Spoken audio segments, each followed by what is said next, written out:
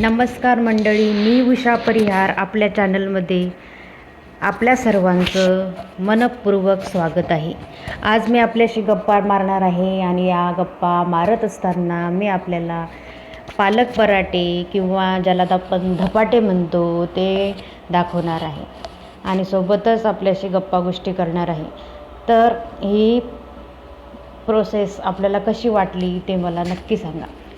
तर सर्वप्रथम आपण पाहतच आहात की पालक चिरून घेतलेली आहे. आता हे पालक पराठे करण्याचं प्रयोजन काय, तर माझ्या सासूबाईंना ते खायचे होते. हा जरी एक कॉमन पदार्थ असला तरीसुद्धा वेळेवर तो मऊसूत कसा मी बनवला अगदी कमी साहित्यामध्ये ते मी आपल्याला दाखवणार आहे. तर माझ्या सासूबाईंचं असं म्हणणं पडलं की मला पालक पराठे खायचे आहे, पण त्यांना थोडा दाताचा प्रॉब्लेम असल्यामुळे त्यांना ते चावता येत नव्हतं. तर काय केलं की त्या म्हटल्या मला तर खायचे आहे पण मला चावत नाही. तर तत्क्षणी मला आठवलं की आपण मऊसूत पराठे पालकचे करू शकतो आणि त्यांना गरम गरम खायला देऊ शकतो. तर मी हे काय केलं, त्यासाठी मी हे मऊ पराठे होण्यासाठी कोणती ट्रिक वापरली ती टिप मी तुम्हाला शेवटी देणारच आहे. त्यासाठी आपण सर्वांना विनंती आहे की व्हिडिओ शेवटपर्यंत पहा, स्किप करू नका आणि तुम्हाला हे पालकाचे पराठे कसे वाटले हे नक्की सांगा. तर प्रोसेस कॉमनच आहे, सर्वांना माहीतच आहे, पण तरीसुद्धा मी आपल्याशी गप्पा मारता मारता हे सर्व प्रोसेस आपल्याला दाखवणार आहे. तर पालक धुवून चिरून घेतलेला आहे आणि तो त्यात फोडणी टाकलेली आहे. कांदा लसूण आपली नेहमीची जी फोडणी असते तशी टाकलेली आहे आणि तो आता थोडासा वाफवून शिजवून घ्यायचा आहे. जास्त नाही शिजवायचा आहे, कारण शिजवल्यामुळे काय होतं, भाजीला जास्त शिजवले तर त्याच्यातले जे विटॅमिन्स असतात ते कमी होण्याची, नष्ट होण्याची शक्यता असते आणि त्यामुळे कुठल्याही भाज्या आपण थोड्या कमी शिजवल्यात म्हणजे थोड्याशा वाफवल्या तरी चांगलं.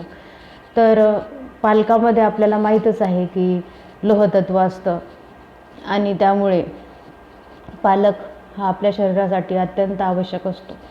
मुलांना जर पालक खाण्याचा कंटाळा येत असेल, भाजी खाण्याचा कंटाळा येत असेल, तर आपण अशा प्रकारचे पालक पराठे करून त्यांना खाऊ घालू शकतो. तर त्यामुळे काय होईल, पालकाची भाजी त्यांच्या पोटामध्ये जाईल आणि त्यांना ते आवडेलसुद्धा. तर हा शिजवून घेतलेला पालक मी आता कणिकमध्ये मिसळलेला आहे.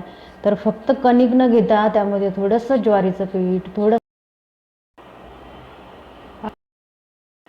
हा कणिकचा आता सुंदर असा गोळा आहे या ठिकाणी तयार झालेला आहे, भिजवलेला.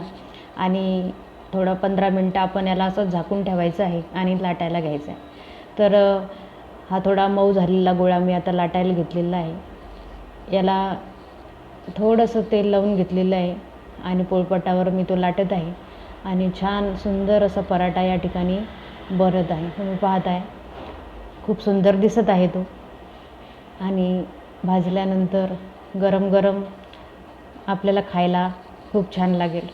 याच्यासोबत आपण साखर आंबा घेऊ शकतो, लोणचं घेऊ शकतो किंवा शेंगदाण्याची किंवा तिळाची चटणी देखील आपण याच्यासोबत खाऊ शकतो. आता हा तयार केलेला पराठा मी तव्यावर भाजायला घेतला आहे आणि ह्याच्यासाठी मी बटर वापरलेलं आहे भाजण्यासाठी. तर बटर लावून मी हा पराठा भाजत आहे. तेल वरतून लावायचं नाही आपल्याला. तर हे बटर मी घरच्या घरीच लोणी जे तयार करत असते त्यातलं ठेवलेलं आहे आणि ते त्याला लावत आहे. आणि मी तुम्हाला सांगितलं होतं की मऊसूत पराठा कसा बनवायचा ह्याची टिप्स मी तुम्हाला शेवटी देत आहे.